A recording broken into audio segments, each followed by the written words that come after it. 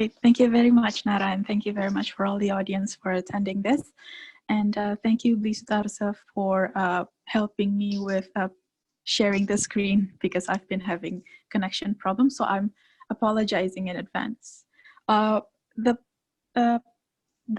material that I'm going to present on behalf of our team today is going to be on operating the term Rwa Bhineda, which is a term that we found have been a unifying theme in how several actors in mental health issue in Bali, in our fieldwork, have been orienting themselves to each other.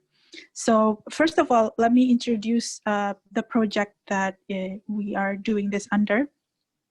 Together for Mental Health is an international collaboration for researching the innovative actions or practices to answer the grand challenges in mental health in Indonesia and Ghana. And it's also in collaboration with Middlesex University and King's College London, both in the UK. And it is one of our objectives is to document and also explore to understand attempts of collaboration between mental health professionals and practitioners of traditional and religious healing in Indonesia. And therefore, slide. This is our overview of the presentation. Sorry for missing this out. Slide. So this is also unashamedly, we are promoting that we are going to have an online preview event this Tuesday to showcase some of the works that have been done in Ghana, in Indonesia, and this is going to be including topic about that includes topics that are beyond the scope of this presentation. Slide. The study sites, because we are trying to represent Indonesia, we are trying to do it in locations that might represent the diversity that Indonesia is. It's not in any means a single society in terms of how they identify themselves and how they practice their daily lives. And so therefore we are doing this in Java, in Bali, and in Flores. Java are practices that are related to Islamic context. In Bali, it's more Hindu, Balinese Hindu context, and in Flores, more Flores-based Catholicism context. Maybe let me also explain the methodology that we're doing. It's a visual ethnography project, and ethnographic meaning that it is a naturalistic observation. We are trying to observe patterns of actions, speech, and interactions in order to understand the local web of meanings. And by visual, we mean that the practice of this ethnographic analysis is also to be communicated visually in order to enhance the readership and reach of such study. Slide. So let me tell you that in Bali, we are studying 2 case studies. The first one, which is what we are presenting today, is a network of medical, psychological, and faith-based healers involved in various degrees of collaboration for mental health issues. The first one is a psychiatrist, a young psychiatrist, who have pioneered a peer support group in Denpasar. And the second one is also Jero Mangku, which means that it's a Balinese Hindu religious leader. And he is also part of this community called the Pinandita Sanggraha Nusantara, which is a religious group of Balinese of Hindu that regularly hold trainings for young and aspiring religious leaders. And lastly, there's also a scholar of Balinese Hindu culture and also a religious leader that is also a head of the foundation or a community of performing and visual arts in the center of Denpasar. And he also receives people for consultations. In a way, he's referred to as a healer, but he is reluctant to call himself a healer, which we might also be able to talk about later. Slide. And the second case study is of a renowned senior psychiatrist in Bali that is combining her psychiatric practice with her brand of approach to spirituality. But this is going to be outside the scope of our presentation today. Slide. So this is how we did it. We did it through the use of ethnographic filmmaking with their associate professor Erminia, Colucci behind the camera, and we have strict procedure for ethical consents about who are shot and how it is being shot, and being mindful of consent and informed consent in a repeated manner along the way. Slide. And that was the time that we shot this scene. And these are all pictures from the stills from our upcoming film, ethnographic film about this topic. So we went up, before that, sorry. So this is a scene of a village, Dawan village in Klungkung Regency, which is an hour outside of Denpasar. And this is in the village square under a large banyan tree. And this man is Komang Indrawirawan, Komang Gases. He is the one that I was mentioning. He is a scholar of Balinese culture. He is in fact the Dean of Cultural Studies in the local, what's the word for Teachers Institute. And he is also a reluctant healer.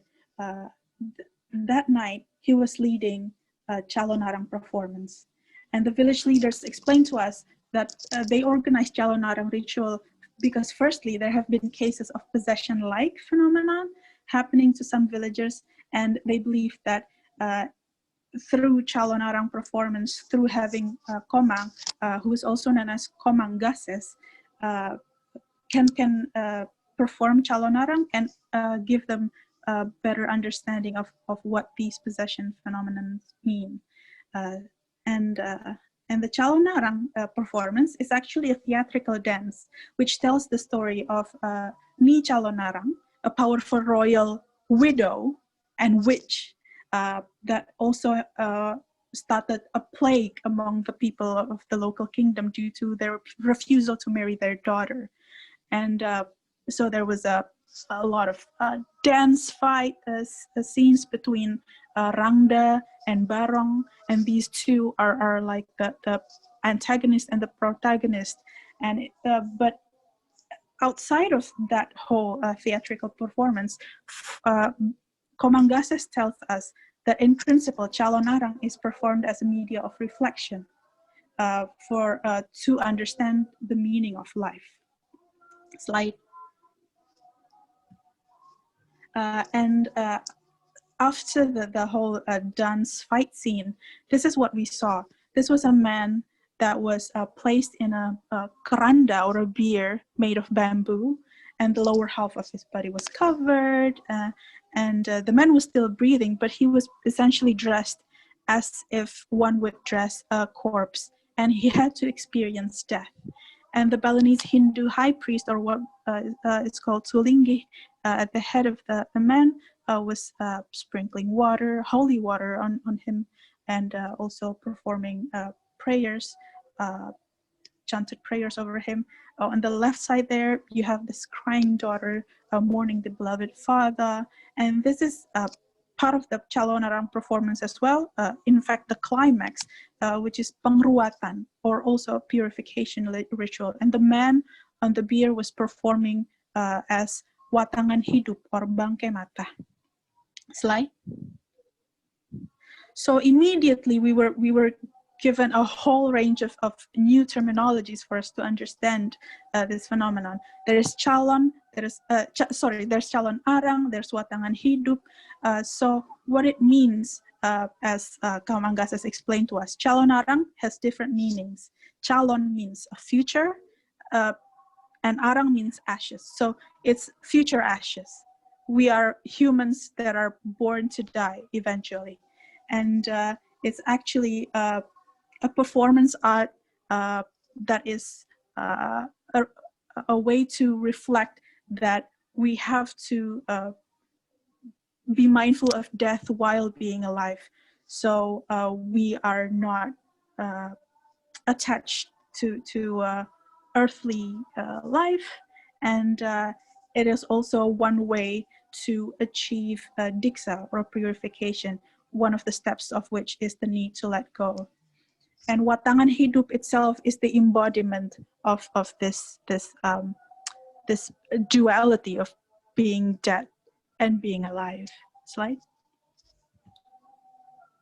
And this is also a scene during the Calon-Arang performance where Komangases then instructed the Balinese music to start playing softly, and the stage light dimmed, and the audience were asked to lower their voltage within, as this is the way to enter the world of the unseen, which is the Niskala.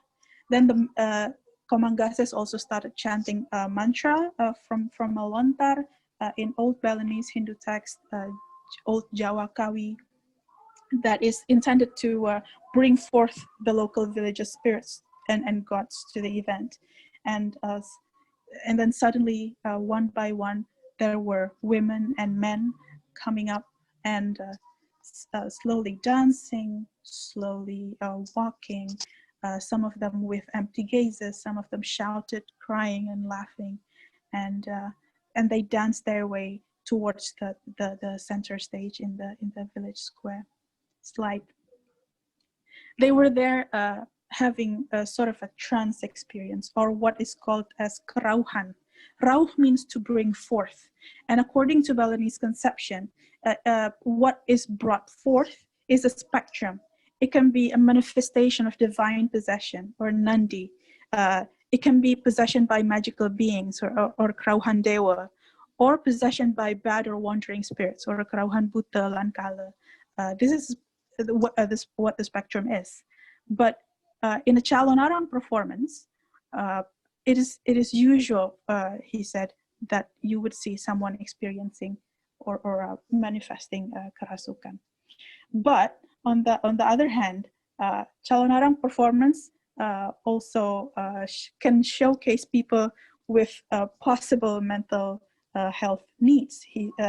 As he said, I dare say that 85% of people were experiencing more of a kesurupan field, which is more mental psychological. Slide. And that is almost the lowest spectrum of what kerauhan could be, because it actually is the state of forgetting who or where they are. It's from the word surup, which also is used for sunset, and this is our entry point to trying to understand the local lexicons about the contemporary discourse of mental health in this community. Slide.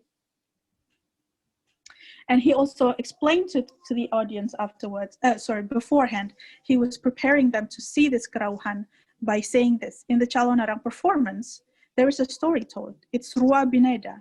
It's not about goodness, fighting against evil. Sorry for that mistranslation there.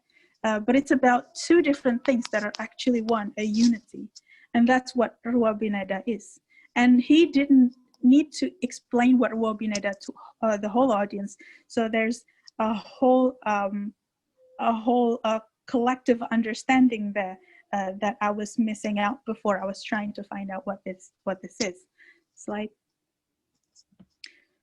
So before I was explaining this, so in the Balinese Hindu belief system, apparently there are two overarching cosmological concepts, which is the reciprocal and causal relationship between Buana Agung, or the universe, and Buana Alit, which is the small world, or the individuals.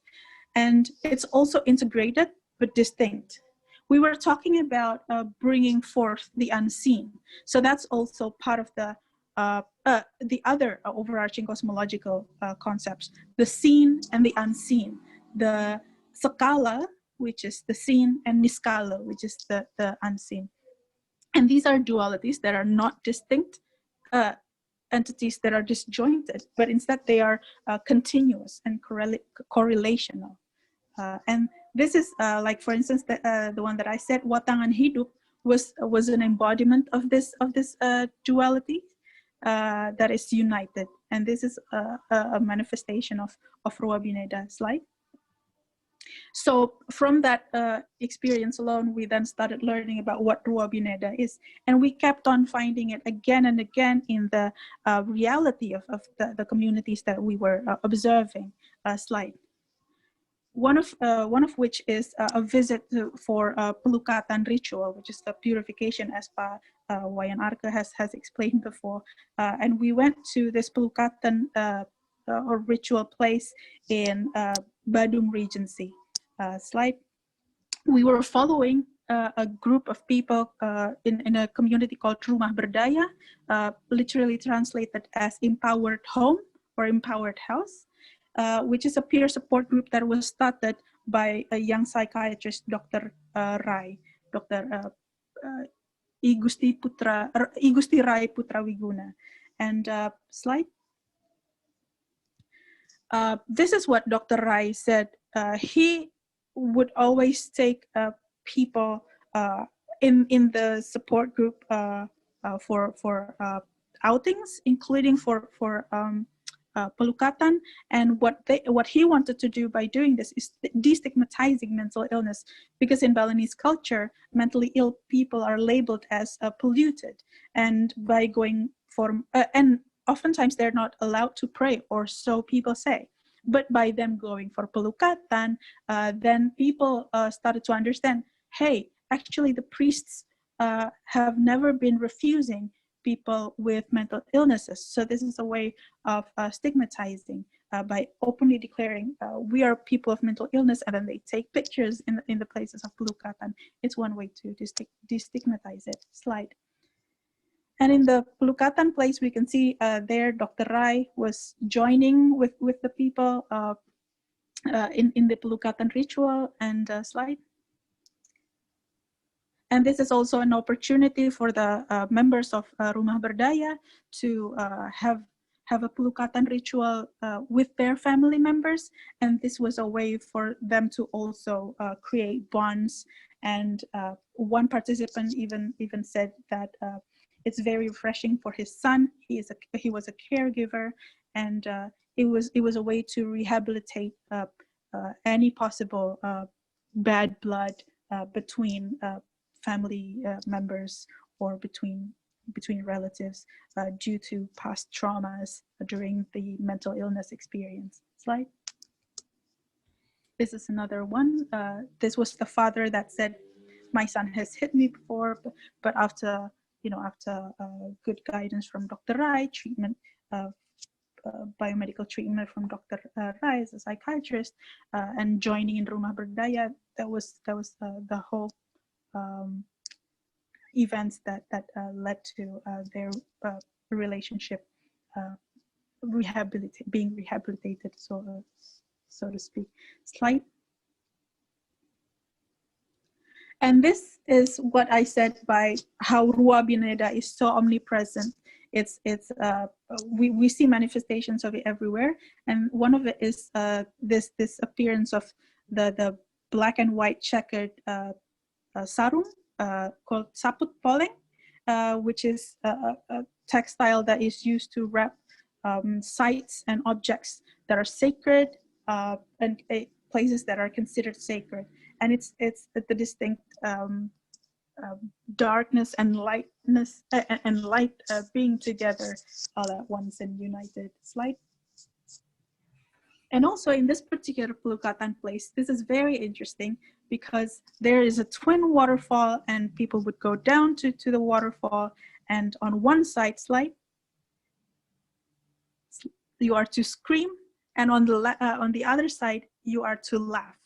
So these are part of the healing ritual that they then find meaning in, meaning that you are not to suppress any emotions in order to have a mental well-being.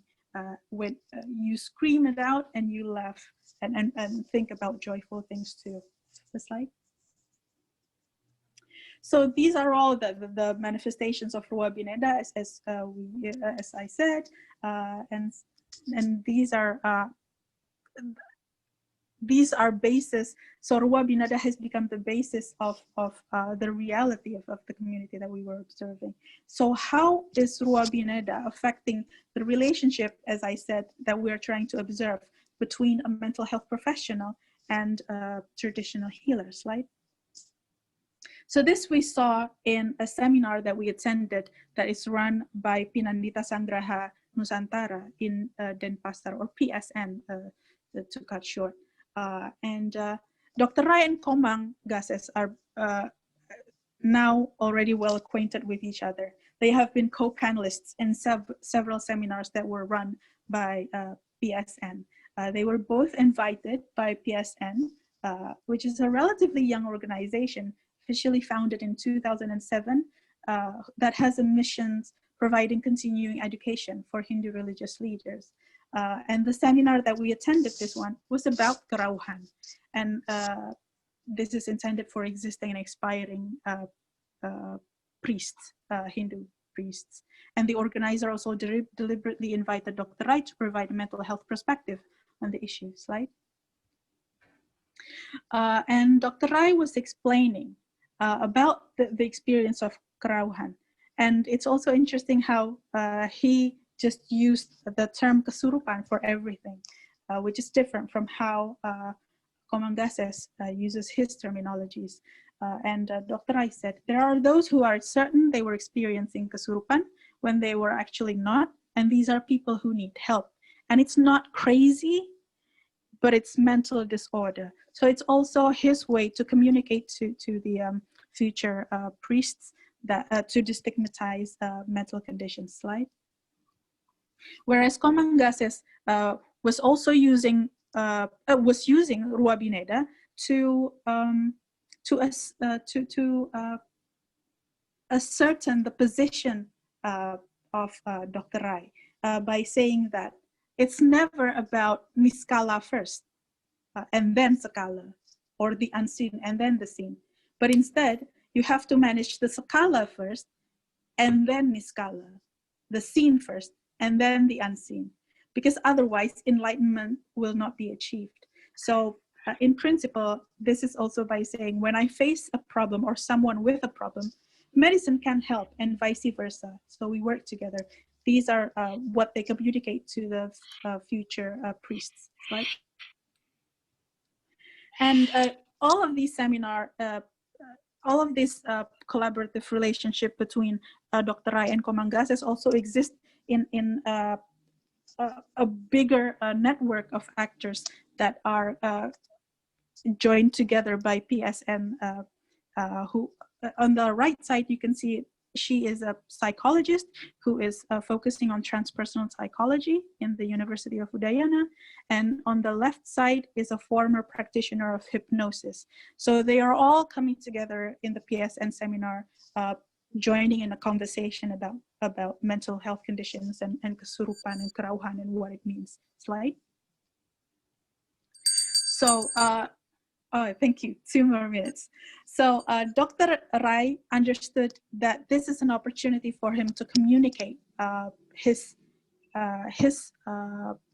view about mental conditions that can be transferred to people whose lexicons are of different lexicons to his, which is a more medical nosological terminologies. And he contemplated for a long time, and he then started using the terminologies of the Pancha Mahabhuta, which is the 5 components of Prativi, which is earth, Teja, which is fire, Akasa, which is ether, Apa, which is water, and Bayu, which is breath or wind or air. And these are all, in the way that he communicates it, is almost like chemicals in the modern knowledge. So by communicating this, he has the aspiration to modernize the discourse about mental health amongst these actors. Slide. And I just want to, so to speak, give a shout out to this man in the picture. This whole relationship between Dr. Rai and Komangases would not have taken place if not because of the Jeromangku Dodi that was the organizer behind PSN, and his story to be introduced to Dr. Rai and Komangases was also an interesting one in itself. But I think for the sake of time, someone can ask me later. We can have more discussion. But slide. And the reason why there's a reason why he is interested in the issue of kerauhan, and it's because pemangku in Denpasar are chosen from those with experience of kerauhan. So there's an interest in defining or redefining what kerauhan and non-kerauhan experience is. But as a side effect, it also introduces concepts of mental health to the audience. Slide. Slide. So in conclusion, what we saw in this plethora of vignettes was how the local actors operate the term Rwa Bhineda, which is to situate mental health conditions within the local lexicons. And we understand that meanings are created in a relational manner. And as Arthur Kleinman said, there's a meanings to chronic illness that is intended to make it a cultural experience, because then it is created not only by the sick person but also by his or her circle. And I posit that practitioners of healing, be it biomedical or non-biomedical, are actors in the circle that have high authority to determine how meanings are created. And this way of operating Rwa Bhineda has also created a nexus of modern actors who are globalizing the field of mental health care in Bali. Slide. And the way forward for us to understand this is to provide safe space for discussion of actors like these, which will lead to cohesion between actors of different ontologies. And we have to recognize the potency of collaboration and refrain from having reductive, static meanings of concepts, rituals, which would lead to ego-sectoral or sectoral ego between the different ontologies, if we may. And slide. And that sort of concludes my presentation. And this is just an excerpt of scenes that you might be able to see if you attend, if you can see the film that we are about to produce. Slide. Thank you. Okay, thank you very much. Fascinating. So, okay, questions. Is there any questions in the chat? Or someone want to ask any verbal question? I can see my chat box. Anyone? Yeah, there are a couple of them. Would you like to take that? If you may read the question for me, because I'm using a phone that is difficult to read the text. First question. I can, sorry, I was going to let someone else go, but I sort of, I was having a little bit of conversation with Budiana also in the audience, who's obviously part of the team. She'd replied partially, and you'd already, because I'd asked earlier on that you answered a lot of my question basically by the presentation, which was fantastic. Really, really nice work. Yeah. Just a comment, because this is something that I'm always excited by to find, because there are so few examples throughout the world where there is effective collaboration between the different ontologies of the Indigenous, those subscribe to Indigenous practices in terms of mental health, and those from the psychiatric, in inverted commas, Western psychiatric knowledge profession. So I'm just wondering, how did you see many more examples of that, specifically in the Bali example that you might want to talk about? How widespread was that? Or I know that you're doing qualitative research, so I'm sort of, I'm really asking outside of the scope of what you're doing, but I'm really excited to learn if there was anything, if it was more frequent than just, an example here or there. Thank you very much. And that is actually a very important question, which, if I may, can be answered by future research, because one of the reasons is this is a very purposive research project in which we are trying to document and understand a small number of samples of existing attempts of collaboration in a very diverse context of Indonesia, which limits the time that we have and also the resource that we have. That would be number one. And also, secondly, the reason why we brought forth this example of case study is because it already involves actually more than just these two actors, and it is a potentially sustainable and expanding network as well, as I said, because of the presence of this organization Pinandita Sanggraha Nusantara, which is a relatively, how to say, progressive group of religious leaders that want to interpret and reinterpret and have an open discussion about contemporary issues in the community. So yes, and the direct answer would be future research will be able to answer it, and unfortunately the stories of like other actors are beyond the scope of this presentation. Okay, I hope that answers your question. Diana? Hello? No, Lisa. Yes. Yeah, it's just your conversation. Okay, is there anyone else who wants to? Maybe I'm Diana. I just want to add a bit. Indeed, we don't get any more example because it is a very purposive research. But many young psychiatrists in Bali said that Dr. Rai is their role model. So we expect that it will be more trending in Bali. It's just that. Thank you. Mm-hmm. Any other questions? No. So I don't see anyone else here. Oh, there is. Yeah. Okay. No. So if there is no other questions, I just wanted to comment that this is fascinating, and there is also a lot of parallel what I've been doing, and sort of one of the things in my research is which just started, not very well developed yet, but which I was meaning to present yesterday, but cut it due to time interest, is that it's not only religion but also kind of new doctors, the traditional, who are coming from the traditional approach. They have been trying to explain their way of psychological treatment from the modern psychological point of view, even though they are using the kind of traditional ideas. In our case is not only the three humors and then 5 elements of based on religious Buddhist medicine, but they have been really sort of trying to explain from today's current modern psychological point of view.